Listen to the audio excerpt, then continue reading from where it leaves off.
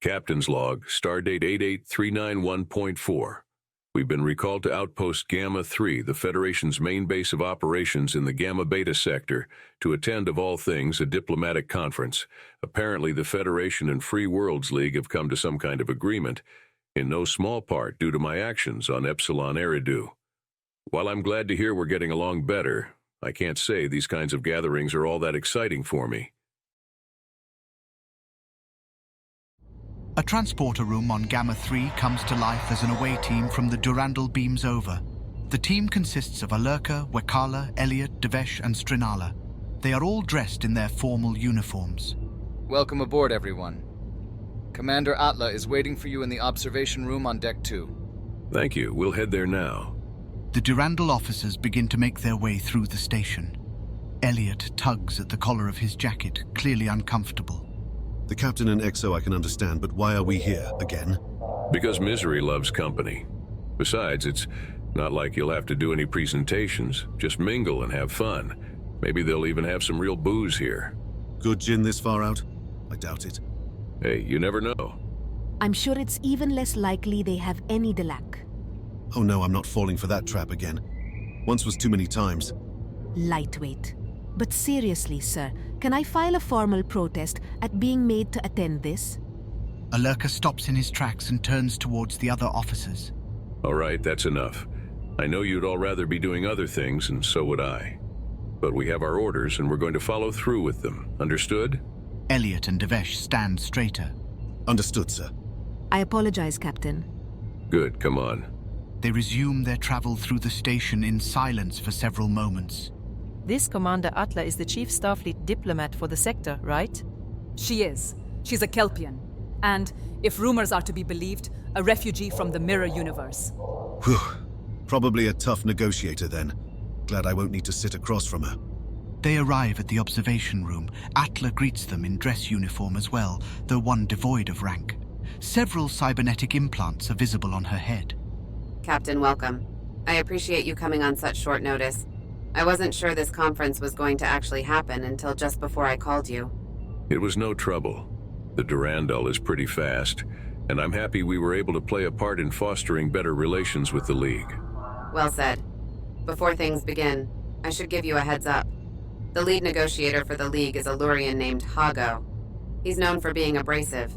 I'll do the talking for our side, but he might demand answers from you. Understood. I'll be ready, as will my crew. Good. Just direct him back to me. He's a lot of bluster, but not unreasonable when we get down to it. One of Atla's aides walks in and whispers something into her ear. The Kelpian's face grows serious. Captain, something requires my attention, but I believe you should come with me if you don't mind. Not at all. Alurka turns towards his officers. Head to the reception on the Galleria level. Enjoy yourselves and stay out of trouble. Aye, sir. Wakala ushers the other officers out. Alurka and Atla head to the administrative level of the base, arriving at a series of offices. 2 security officers are standing outside one office with its door ajar. Atla heads for it. I think I may require your assistance in a new capacity, Captain.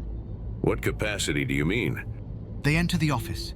Atla remains grim-faced, though Alurka raises an eyebrow at the sight of the interior. Behind a desk is a desiccated corpse wearing a Starfleet uniform. Keeping the station secure and apprehending whoever murdered my aide.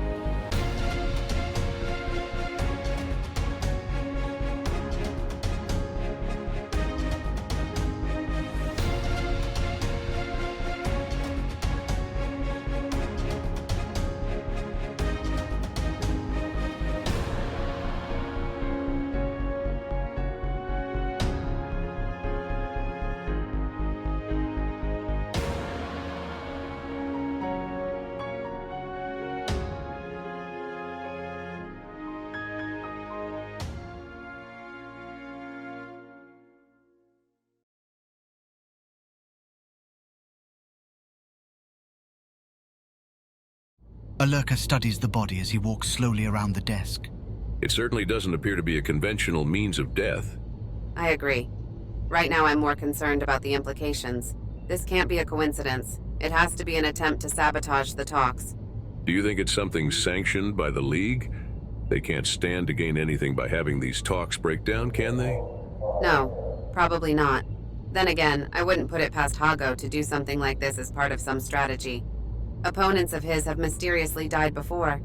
Before we start making any formal accusations, I think we need more evidence. Do you mind if I have my doctor make the initial examination? We've encountered a lot of strange things like this before. No, my station doctor should be sufficient. Atla hails her doctor, who arrives shortly and examines the body. Other than the body appearing to be in advanced decomposition, I can't be sure of anything. I'll need to do a full autopsy to get more information. Very well. Take the body to the morgue and prepare for autopsy. How was the body discovered? That's the weird part, sir. The room was locked, and there's no sign of forced entry. Yet someone heard screaming coming from inside, and when we overrode the lock, this is what we found. No trace of who did it. That is weird indeed. Captain, can I trust you to discreetly lead the investigation? We need to make sure the culprit can't escape. Your ship should be on standby in case it needs to intercept. Understood. I'll get the Durandal ready. Thank you. Guards, I want you to cooperate with Captain Alurka and help him in whatever way needed. Yes, ma'am. Alurka contacts the Durandal and orders them to stay ready without explaining why. By the time he's done, the body has been removed. Everyone but one of the guards has left. Alurka then contacts Strinala. Yes, Captain? I need you to come to the administrative offices on Deck 3 and bring a tricorder. Be discreet. Be right there. Strinala arrives only a few minutes later. She looks around the messy office, curious and confused. Good thing I never leave the ship without my tricorder, eh? What do you need? Scan the room for anything unusual. Strinala begins to scan the room. The only thing I can find at a glance is residual traces of tachyons. They're too decayed at this point to glean much beyond their existence. What could that mean? I can't say. They could mean several different things. If I was closer to their origin, I could give a more definitive answer. Sir, what happened in here? Alurka steps closer and lowers his voice. One of Atla's aides was murdered. Strinala's eyes go wide. Oh, Keep that to yourself for now. We need to find the culprit without causing a commotion. I want you to keep an eye out for anything unusual during the conference. Hopefully we can catch them before they strike again. Sorry for ruining the party mood for you. it's all right, sir. You've given me a mystery to solve, so it balances out. Good, let's get back to the party. Meanwhile, on the Galleria level, Elliot, Devesh, and Wakala are mingling with the crowds while trying to enjoy their drinks. They stop at a high-top table to converse among themselves. Poor Strinala. She'd probably already have a date by now if she got to stay down here. I wonder what the captain needed her for. You're not jealous, are you? Hardly. She dips her feet in both sides of the pool. I'd say that's cheating. Besides, I don't see you lining them up either. Ugh, too much noise. It hurts my head. Yes. Blame the pheromone blockers like always. Fine. You want to see which of us is worse at this? I'll wager 5 bricks of latinum I get a date first. All right. Deal. They shake on it. What about you, Commander? Wakala has been staring off into the crowd, seemingly oblivious to the conversation. She snaps too. Huh? What? Oh no. You were thinking about him again, weren't you? Wakala stiffens. That's none of your business. Commander, it's been nearly 2 years. He was a bloody idiot to call off the engagement, but we all know he did you a favor. He's not even in Starfleet anymore, and would have forced you to choose between him and your career. Maybe I would have chosen him. Maybe, but trust me, you can't let yourself be frozen in time. At some point you have to let go and move on. I'm not saying find a would-be husband right now, just at least be open to the possibility of meeting someone new. As much as I hate to admit it, you may have a point. I can have my moments. Just then, a Lurian approaches them. There you are. You must be the officers of the... what was it? Durandal. That's correct. I'm Commander Wakala Al-Diab, First Officer of the USS Durandal. This is... The Lurian waves his hand dismissively. I don't care. I am Hago, lead negotiator for the League. I simply wanted to express my displeasure at having to come out here and waste my time with these talks thanks to your crew's interference at Epsilon Eridu. The mining colony we supplied? No, the other Epsilon Eridu. Gah, are all you Starfleet this slow? Hey! My subordinate was only minutes away from getting the colony to join us when you derailed the whole thing. In the future, I'll thank you to not interfere with our business. We were only... Wakala holds up a hand, silencing Elliot. She calmly stares Hago down. We were following the orders assigned to us. If you disagree with those orders, I suggest you bring it up with the Admiralty, not us. Furthermore, you still gained from what happened, and now these talks will allow you to gain even further by working alongside us, instead of against us. Oomph. We'll see how well that works. The Lurian stalks off. Speaking of badly needing a date. Yeesh. Wakala knocks back the rest of her drink. Ignore him. He's all hot air. Yes, ma'am. Sorry for almost losing it. Just don't let it happen again. Wait, I see the captain. The three of them go to meet Alurka and Strinala. They can tell the captain is worried about something. Sir, is everything all right? I'm afraid not. We need to keep this between ourselves, but there's been a murder. One of Atla's aides. We have no idea who did it or even how, but we're heading up the investigation. Without any real leads, though, I don't think there's much we can do besides stay alert for potential threats. Should we beam over additional security? No, that might cause suspicion.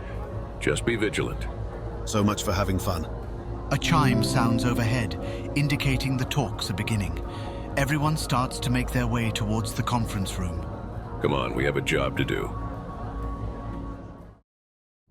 As the Durandal officers head towards the conference room, Alurka is surprised to see Fixifa, the League diplomat he faced at Epsilon Eridu.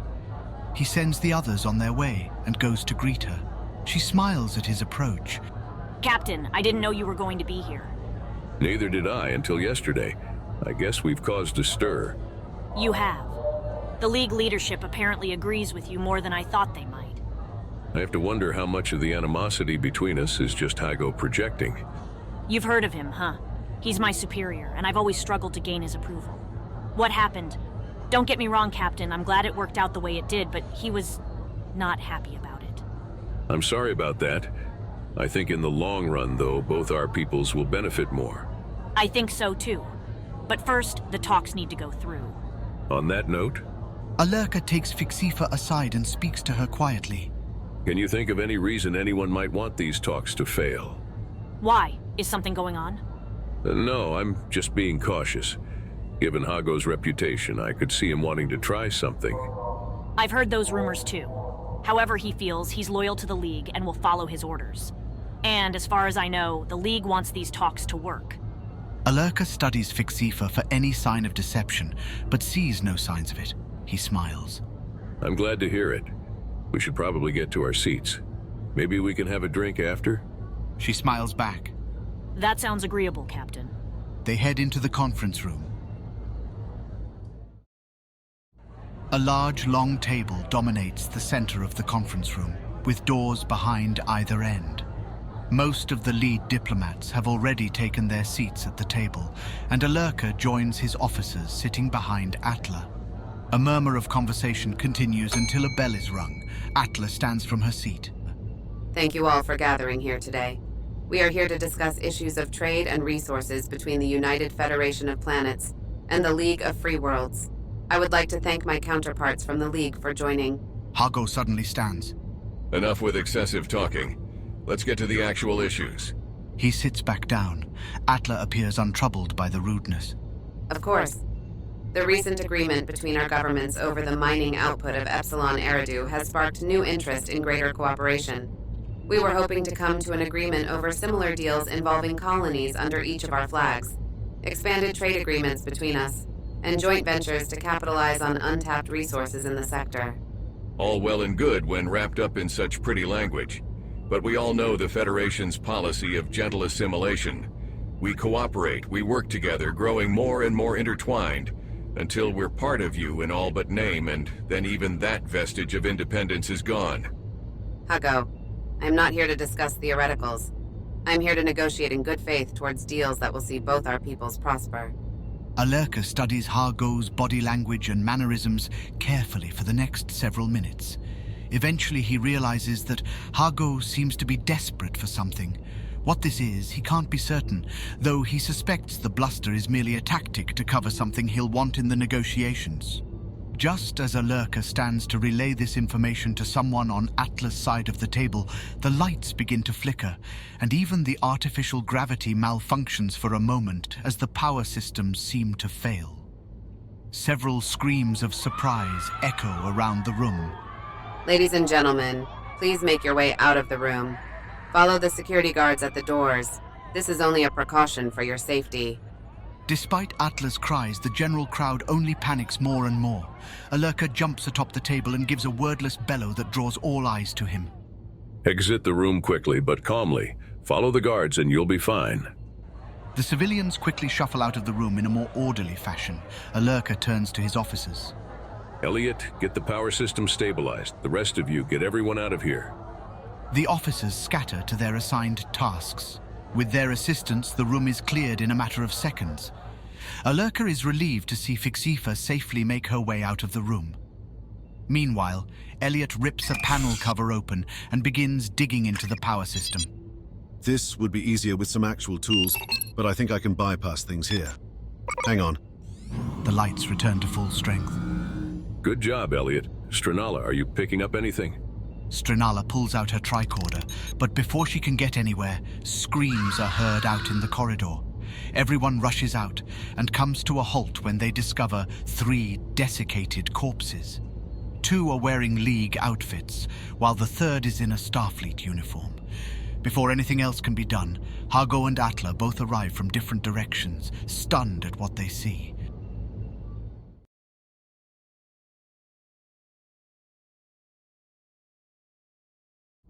Hargo is the first to recover, his fury palpable. What is this? You resort to murdering visitors to your station. Us? You made the first strike. Perhaps. What are you talking about?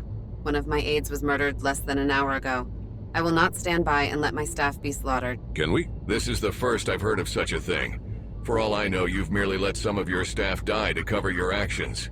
We're not in the habit of randomly murdering our own officers. Your personal reputation, on the other hand. How dare you? I should... Alerka steps between the 2 diplomats. Both of you shut up. The diplomats fall silent out of shock. This is clearly the work of a third party, not the actions of either of our groups. From a tactical standpoint, I can't think of a better way to destabilize these talks that were already precarious. Instead of pointlessly yelling at each other, we should be working together to identify and apprehend the guilty party before they can do any more damage. The full resources of my ship and crew are at your collective disposal. Atla and Hargo stand silent for a moment before glancing at each other. Of course, Captain. I apologize for my outburst. I'm willing to share whatever information my own staff finds with you, Hargo. Fine, I'll do the same. We had better resolve this quickly. I'm sure we will. Devesh, scan the bodies. Devesh steps forward and begins an examination of the bodies, borrowing Strinala's tricorder. She turns to Alerka and the diplomats when she's done. They've died through rapid aging. Somehow, in the seconds from when we heard them screaming to when we found them, they all aged over a century. I'm detecting both residual tachyons and even chronotons on the bodies. They were killed with some kind of temporal weapon. Who would have such a weapon? I'm not sure. The signature doesn't look like anything I recognize. Strinala, can you look? Of course. Strinala looks over the tricorder findings and eventually shakes her head. She's right. We've definitely never encountered this kind of signature before. The mystery deepens then. The group returns to the conference room to discuss the situation further. Several more Starfleet guards arrive as well. I suggest we keep all non-essential personnel in lockdown until we can apprehend the culprit. We can start beaming over additional security from the Durandal. How exactly do you intend to catch this culprit? If it's using a weapon even you Starfleet people have never seen before, it may have all manner of other unknown technology. That's true. We have some tricks up our sleeves too, and I'm confident we'll be able to locate them.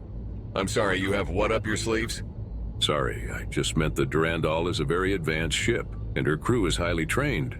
We're no strangers to dealing with unknowns like this. I appreciate your confidence, Captain. I will put my entire security department on alert and have them follow your lead. I would feel far more comfortable if my own security forces contributed as well. If nothing else, to make sure yours stay honest in the investigation. Absolutely not. This is a Federation base, and we'll handle any issues on it. Are you afraid of what you might find? Not again. Before the diplomats can argue further, the lights begin to flicker once more. What the? I already fixed that. Sir, Everyone looks to the far end of the room, where some kind of ghostly figure has appeared. It looks humanoid in general shape, though its outline is hazy at best. No other features can be discerned. It stumbles about for a moment before approaching the room's occupants. Get back, stay away from it. Alerka begins pushing everyone back. The ghostly figure continues to advance, then suddenly lunges for Atla. Luckily, Alerka is able to pull her away and continues to back up. The figure, once it regains its balance, then turns on one of the guards, who's pinned against the wall. The guard is embraced by the figure and is enveloped in the same ghostly light for a moment. Suddenly, the figure vanishes, and power is restored. The guard, now a desiccated corpse, slumps to the floor. I think we found our culprit. Stranella, were you able to scan anything? I was, Captain. That, whatever it was some kind of temporal projection. It killed the guard by pulling him into some kind of accelerated time stream, and I believe it was absorbing the expended energy somehow. You mean this attacker is coming from another time? That would appear to be the case, yes. But why? And when are they attacking us from? I can't be sure. I wasn't able to discern an origin point, only that it was coming from somewhere else in time. I'm not sure it was an attack. What do you mean? didn't you see its body language? It was confused, almost desperate. It didn't move like a predator or a fighter. It's making me wonder if they don't fully realize what they're doing. I can only imagine what we look like to them. Right now, we seem to be food or prey to them. We need to stop them before they can kill anyone else. Agreed. Let's get back to the Durandal and start figuring out countermeasures. Just then, Atla is hailed by the station commander. Yes, Commodore? Commander, is Captain Alerka with you? I'm here, sir. Good. These attacks being reported, they're starting to happen all over the station. Over 30 people have been killed already. I'm ordering a general evacuation of the station until this crisis can be resolved. Understood. The Durandal can handle about 500 extra passengers. That's barely more than half the station's complement. Hago, you have the only other ship large enough. Can we use it? Since it seems this issue is far more than a targeted attack, in the interest of expediency and goodwill, yes, you may. Thank you. We need to get started immediately. Moving 1,000 people off this station will take time. Alerka to Durandal, 5 to beam up.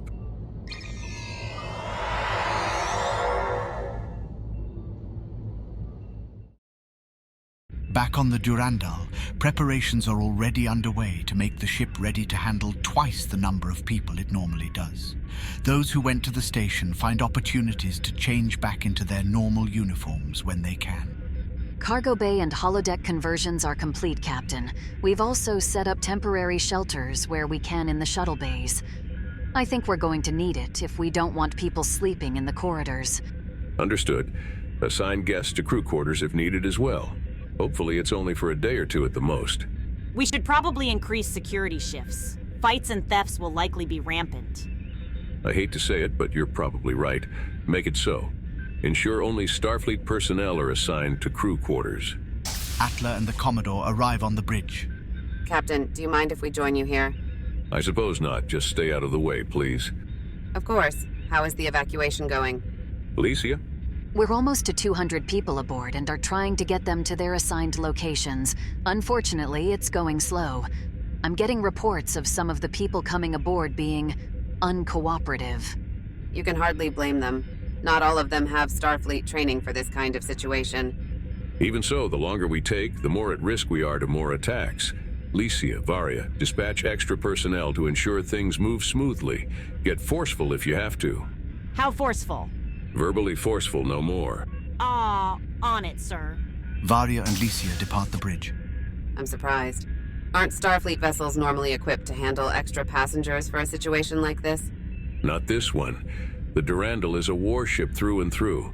were built to protect the Federation and destroy its threats with overwhelming firepower. Things like evacuations are better left to other ships. Shame the Lohengrin isn't here. I know she'd be able to handle 1,000 passengers easily. Captain Tunid is days away on a survey mission, unfortunately. Indeed she is. We'll have to make do. As the evacuation proceeds, Licia and Varia, inspiring the crew to stay motivated, are able to expedite the process. In under an hour, another 300 people are loaded aboard. Shortly before the process is completed, however, power fluctuations are reported in various sections of the Durandal. Sir, I think we're about to be attacked. So it's not just confined to the station. They must be following the people. Bridge to Varia. Yes, Captain. I want a full security deployment across the ship. Those things are attacking and we need to stop them before they cause a bloodbath. Understood. There has to be some way to stop them. Believe me, if there's a way to kill something, Varia will find it. Several tense minutes later, Varia hails the bridge. Sir, our phasers are having no effect. The shots are passing right through them. I recommend we use something else. Any ideas? They're some kind of time creatures, right? Temporal projections, yes. I believe they're entities from another time displaced too. Yeah, time creatures. What about anti-chronoton weaponry? We still have some left over. We do? Like I'm gonna give up a means of killing something. Fine, try those. And later we're going to have a talk about how to properly fill out inventory reports. That sounds boring. I'll report back. Several more minutes pass. Before long, the power fluctuations begin to fade away. Varia to bridge, that did the trick. The entities have all been eliminated for now. Looks like it hurt them pretty badly, too. We don't need details like that, Varia. Alurka smiles nervously at Atla and the Commodore.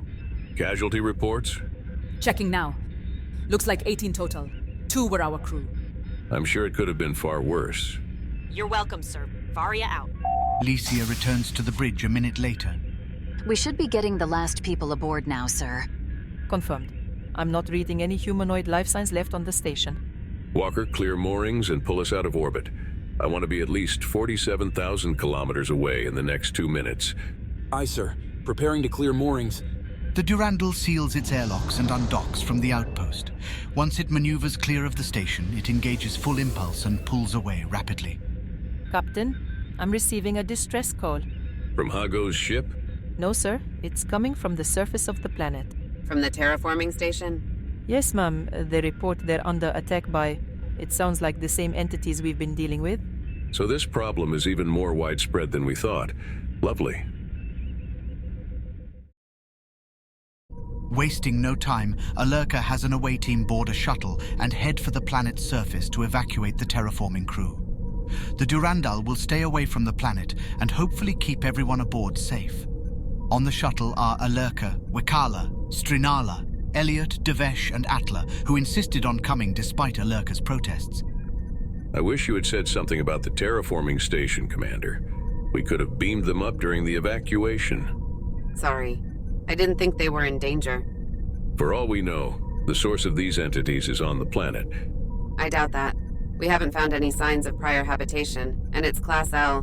Sentient life almost never evolves on those kinds of planets. There could have been life here so long ago any traces have been wiped out. And just because the planet is Class L now, doesn't mean it wasn't Class M previously. I see. We still have no idea where in time these things are coming from. They could be coming from 1,000,000 years in the past or a century in the future.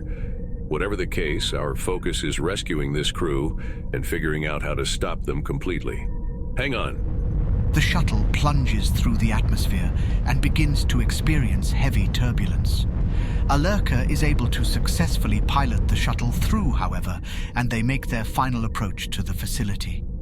From up here, nothing seems obviously wrong. The shuttle makes a smooth landing on a pad just outside the facility. The away team disembarks, everyone armed with anti-chronoton weaponry instead of their usual phasers. The air is bitingly cold and bears an unusual chemical smell. They head for the entrance, seeing no signs of life. Just before they reach the entrance, they turn at a sound. A League shuttle is landing next to the Durandal's shuttle. From within emerge Hago, Fikshifa, and 2 League guards. The 2 groups approach each other. What are you doing here? We picked up the distress call, and I knew you'd be coming to rescue these people. And I wanted to see for myself what was going on down here, just in case there was some kind of duplicity going on. You can't be serious. Hago, this is not the time. Lives are at stake. Then we had better get on with it, shouldn't we? Sure, why not? Come on and don't get in our way. Also, phasers won't work on those things, so you know. The two groups become one and head inside. The facility is still, aside from the hum of machinery operating automatically. Numerous desiccated corpses are found sprawled about. Following life signs, the away team finds a handful of survivors locked in a supply closet. Let me look at them. Devesh examines them quickly. Physically, they're fine, but they're all in shock. They're going to need help making it out of here. Let's get them on their feet and back to the shuttle. Wait, Dem, is that you? Elliot approaches one of the technicians, a male Sahian. Like the others, he's bent over, shaking with fear and generally unresponsive. Elliot kneels in front of him. Someone you know? Yeah, we used to work together at ESD before I joined the Durandal. Hey, Dem, it's me, Elliot. Elliot? That's right, it's me. You remember working at ESD together? All those crazy nights at Club 47? Yeah. Good, man. Look, I know you've been through some scary stuff, but it's all right. You're safe now. We're here to get you off this planet before those things come back. Off planet? That's right. Come on, you want to get out of here. On your feet. Elliot helps Dem stand up, while the rest of the technicians are also helped. The group slowly makes their way back towards the shuttles. I don't mean to be crass, but can you tell me anything about what happened here? Hang on, this might help him focus. Devesh gives Dem an injection. His eyes quickly begin to come back into focus, though he still stumbles in his steps. Those ghosts, they attacked us. We first saw them days ago. Wait, what? Out, in the wilds, miles away. We saw lights, tried to observe, saw them crawling over the mountains. They attacked us a few hours ago. I hid in a closet. They didn't come for me. Eventually, the others found me, and we hid together. Then you came. It's all right. Just take it easy. You're all safe now. They reach the entrance to the facility and exit onto the landing pad. Upon seeing the League shuttle, Dem begins to visibly panic. Hey, easy, what's wrong? That... He points at the League shuttle. We saw one of those out there, in the wilds. When? When we saw the lights, 3 days ago. The other terraforming crew members are clearly uncomfortable at the sight of the League shuttle as well. Everyone looks at Hago. I think you have some explaining to do. While everyone else gets the ground crew loaded onto the Durandal shuttle, Alerka, Atla, and Fixifa confront Hago. Alerka can tell Atla is struggling to contain her fury. Why? Was one of your shuttles on our planet? Are you going to trust the ravings of a half-mad technician? Yes we are. Sir, I don't think deception will gain us anything at this point. Fixifa, do you know anything about it? No, I swear. But I think only open honesty right now is the right course of action. I agree. During the talks, Hago, I could tell you were desperate for something. All right, fine. My plan was to stall the talks to give a team enough time on the surface here. To do what? Sir, tell them. To mine some of the Ritalin. The other officers begin to return. Ritalin? What do you need that for? Is a rare mineral used to treat Rigelian fever, a serious disease. Are you having a problem with Rigelian fever? No, there's no outbreaks of it among our worlds. Fixifa turns to Hago. Is there? Hago's shoulders slump as he consigns himself to telling the truth. There is, across several of our worlds. We've been suppressing the knowledge of it to not cause a panic. Fixifa steps over and slaps Hago, who doesn't even flinch. And you didn't even tell me?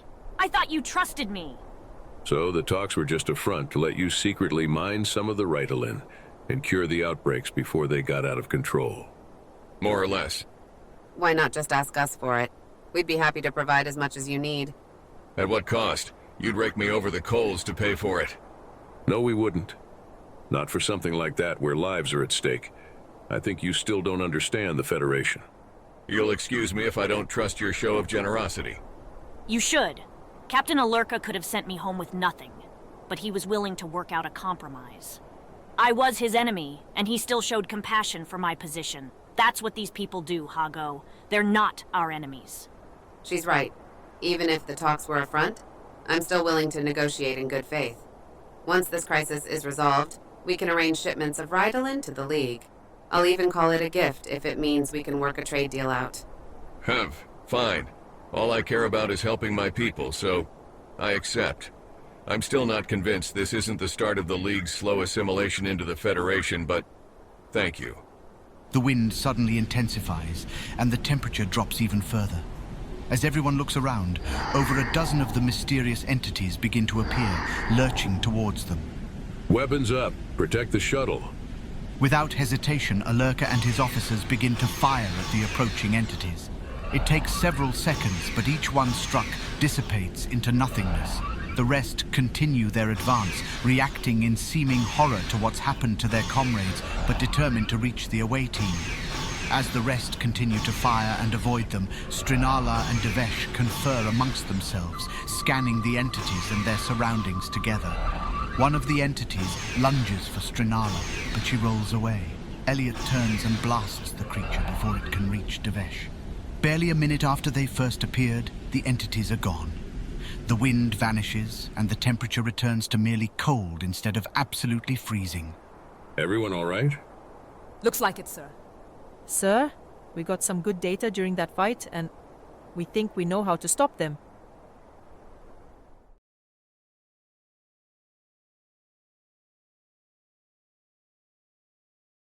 The group all gathers inside the Durandal shuttle to get out of the cold. So what do you have? As I suspected, they're not just temporal projections, they are life forms being temporally displaced.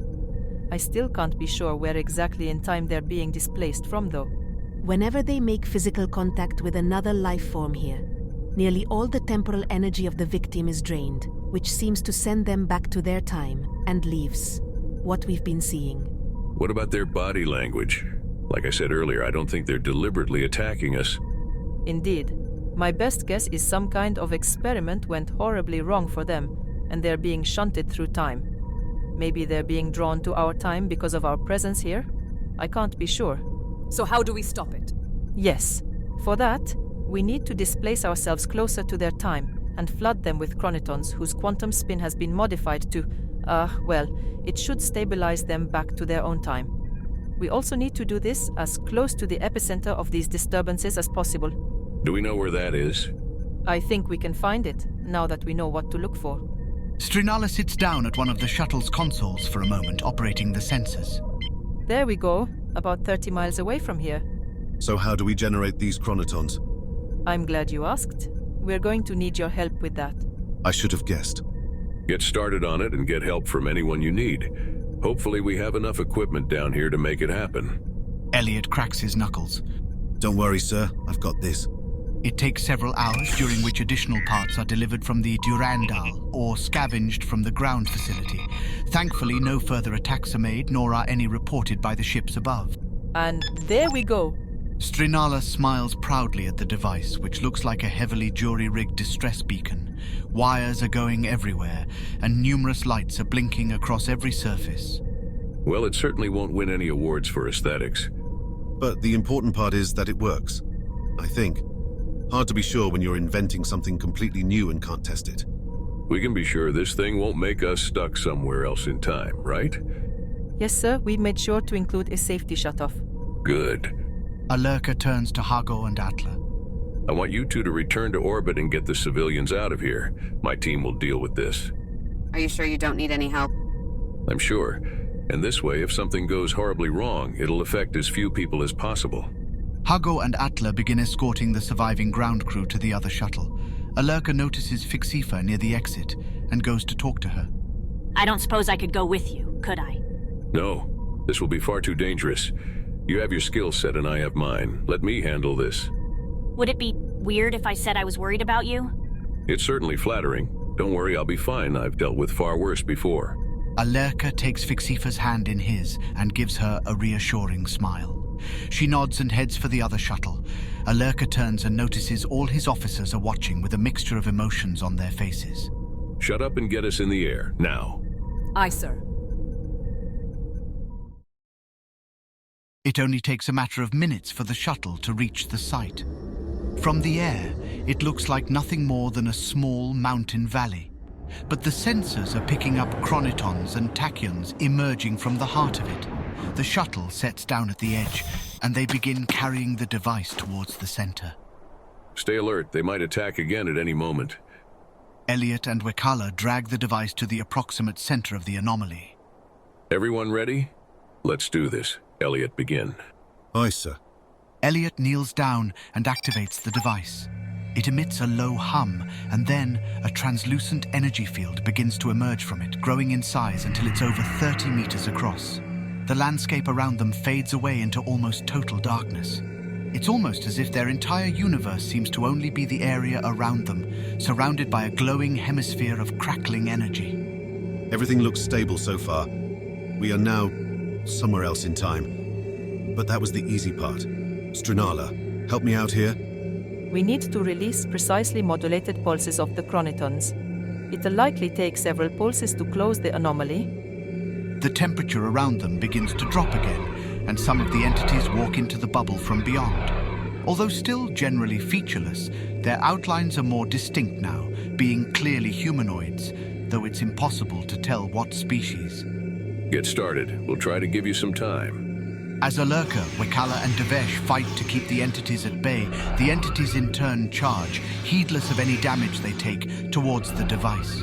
It's almost as if they've become possessed of a desperate madness now, seeing the device as some kind of ultimate threat. However, the first waves are unable to get through. The device fires a pulse, releasing a golden light around it. Motes of energy fly into the air all around, and the entities stagger back for a moment. They become more indistinct, closer to their original appearance. Once they recover, their assault is renewed. One breaks through the cordon, and Elliot and Strinala leap out of the way.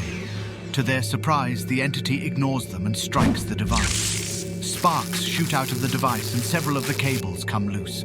The entity writhes for a moment before vanishing. Damn it, I need to fix this. Keep us covered.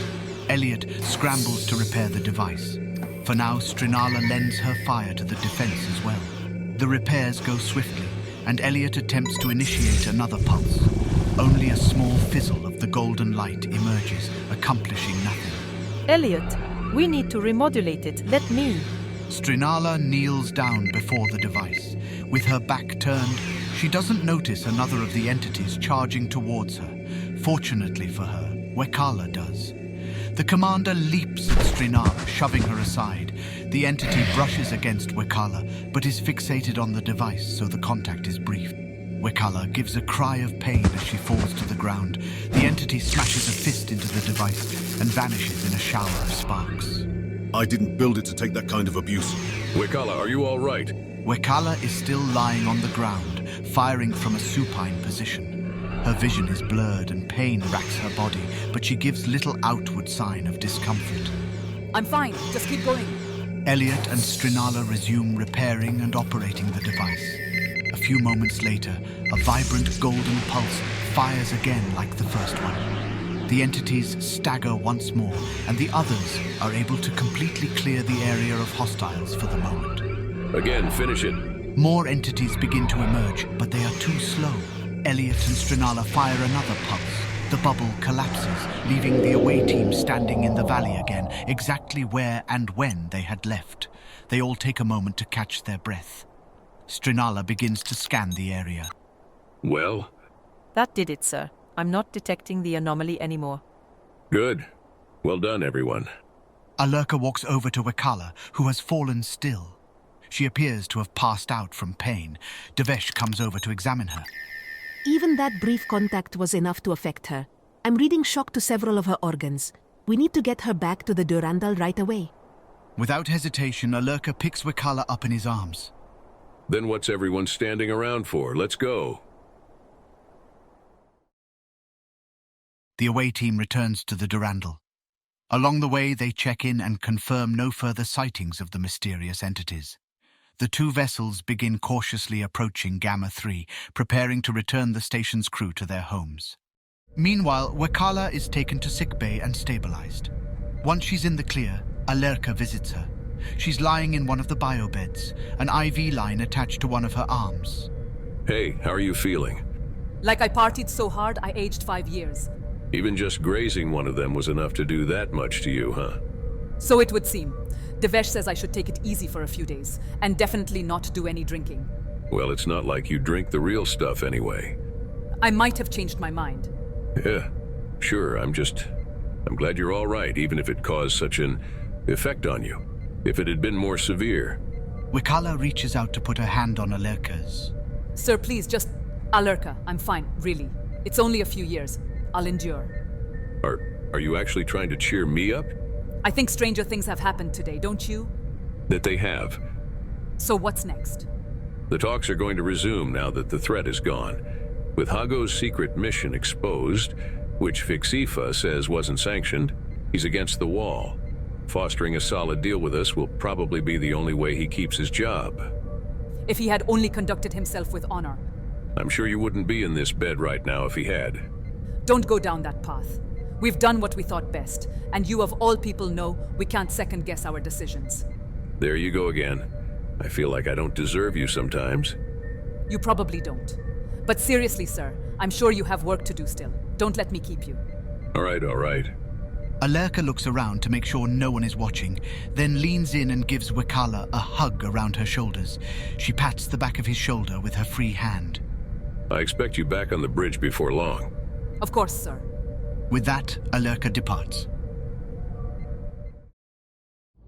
The talks resume, and within days, a new accord is struck between the Federation and League, fostering previously unheard-of levels of cooperation. To celebrate, a formal party is held afterwards. On the Galleria level of the outpost, hundreds of people fill the hall. Elliot, Devesh, Varia, and Wikala are together at a high-top table. Although they're in their dress uniforms once more, the overall mood is so much more festive than last time that none of them seem to mind now. The four of them receive a fresh round of drinks and clink their glasses together. To another successful mission. Here, here. I'm still annoyed I wasn't with you for the end down there. I'm sorry you got to miss it. I'm sure we'll have more. Still, I probably could have kept the commander. Sorry, never mind. It's all right. I don't regret saving Strinala. It's obvious, though. Sometimes victory requires sacrifice. Indeed it does. Hopefully never more than we can handle, though. Hopefully. Speaking of Strinala, where is she? Oh, like you even need to ask. Already? The party just started. Already what? I'll explain it to you when you're older. I'm pretty sure you're younger than me. Even so. Didn't you two have some kind of bet? I don't think you'll accomplish much standing here. She's right, you know. We should get a move on. I'll go when I'm good and ready. You can't rush genius. Sounds like you want to lose, whatever it is. I'm not going to lose. Fine, I'll go now. Elliot stalks off in a huff. Devesh laughs. Giving him a head start? He needs it. Besides, I'm more worried about you right now. Like I keep telling everyone, I'm fine. And yes, I've been thinking about what you two said the other night. Don't worry about me. Go have fun. That's an order. Yes, ma'am. Devesh wanders off at a more casual pace than Elliot. Let me guess. The bet was to see who could get some alone time first? I swear those two... Maybe they're onto something. Long voyages can get lonely. Don't tell me you're thinking about it too. Varia shrugs. There's probably no one here who would suit my tastes, but who knows? Without another word, Varia leaves Wikala alone at her table. The commander stares into the crowd, contemplating things while she sips her drink. Meanwhile, Alurka is with Atla, Hago, and Fixifa on an upper level of the Galleria. I hope the Rydalin shipments will alleviate the fever outbreaks on your worlds. If you need further assistance from us, please let us know. I am grateful for the assistance you're providing, but you'll forgive me if I remain skeptical of your motives. Trade deal or not, I am not used to trusting outsiders. Ambassador, I don't know how much more plainly I can put this, but I swear to you we have no ulterior motive. There is no future debt we intend to collect as a result of this gift. Fine. I'm just used to dealing with people far more cynical than your kind. Don't mind me, I guess. Seriously, sir, relax. Not until the evening is over with. Speaking of, Atla, I think we have more people to greet. Indeed we do. Excuse us, please. Atla and Hago depart, leaving Alurka and Fixifa alone. Thank you for being so patient with Hago. It's hard to think of him the same as I did before. I wouldn't be too hard on him. He wanted the best for his people. but desperation drove him to questionable methods. Once again, you are far more understanding and forgiving than I or he would be. I've seen too much of what intolerance and impatience can lead to. Giving people the benefit of the doubt has proven a very useful tactic for me. Also, I want to thank you again for everything you've done. Not just to protect me and my people here on the station, but to help us in general. You've already helped improve billions of lives. I'm glad I could help. At the risk of sounding falsely modest, it's all part of the job, and easily my favorite part of it. Fixifa smiles. From what I know of you, Captain, I don't think it's false at all. I find it appealing. When you work in politics, where everything is selected information or half-truths, the kind of honesty you represent is refreshing. And that will never change. My first duty is to the truth. I'm sure it won't. To Alurka's surprise, Fixifa suddenly steps closer to Alurka and kisses him on the cheek. His eyes widen and he stares at her and her smile. I have other duties to attend to. The life of a politician never allows for personal time. But I hope I'll see you again out there. I'm sure I'll be around. Fixifa leaves, and Alurka stares after her until she vanishes from view. After that, he walks to the railing and watches the crowds below for several minutes, finishing his drink. I think I need some of the real stuff. Alurka leaves, heading back to the Durandal and his quarters. The following morning, the Durandal prepares to depart for its next mission. Elliot and Devesh are on the bridge talking. Varya is nearby, pretending to not listen to their conversation. I'm so bloody tired. I was up until 0200 last night, and not for any fun reasons. Oh, no luck, huh? Too bad. Come on, you were there just as late as I was. So shut up! No one was worth my time. Sure, not even when 5 bricks were on the line. I'm not going to sleep with someone just for money. I knew you weren't going to win, so I wasn't worried about losing. Yeah, that's fair. Strinala arrives on the bridge, humming happily to herself. There she is. We didn't see you all night. Have fun. Oh yes, it was a very stimulating evening. Because of course it was. So you both failed, huh? I didn't fail, I just have standards. Sure, if that's what you want to tell yourself. Like you have any room to talk. Maybe I do. Elliot and Devesh both stare at Varya in shock. Even you? Alurka exits his ready room at that moment. Even you, what? I had sex last night. That's great, Varya. Although he was pretty gentle for my tastes. Anyone would be gentle for your tastes. Well, I thought a Klingon would be more fun, but I guess I was too much for him. That explains the medical report I saw this morning. All right, let's focus up. Are we ready to... Wait, where's Wakala? I haven't seen her yet today. Just then, the turbo lift opens and Wakala steps out, still fastening her uniform jacket. I apologize for being late. Where were you? You're never late. I was, attending to a personal matter. A personal matter? What kind of personal matter? I'd, rather not say, sir. Bloody hell, even the commander. Even the commander, what? Really, sir? One more word and I'll break the arms of both of you. Yes, Mom. Alurka stares at Wakala for a moment, surprised to find her actually blushing. Eventually, it hits him. Yeah, I don't need to know about that. Commander, you have the con. Get us underway to Landiao 3. I'll be in my ready room. Yes, sir. Captain's log, stardate 88398.3. Wherever those temporal ghosts, for lack of a better word, wherever they came from, they appear to have been returned. Whether ancient inhabitants of this world or our descendants, I'm not sure. But hopefully whatever tragedy befell them that threw them out of their own time has been resolved peacefully. Likewise, the situation with the League has progressed about as well as I could hope, and we seem to have a new ally in the sector. I'm sure working together we'll be able to accomplish great things. We're off to our next mission. Along the way, though, I think I need to have a talk with my senior staff about discussing personal matters during duty hours. End log.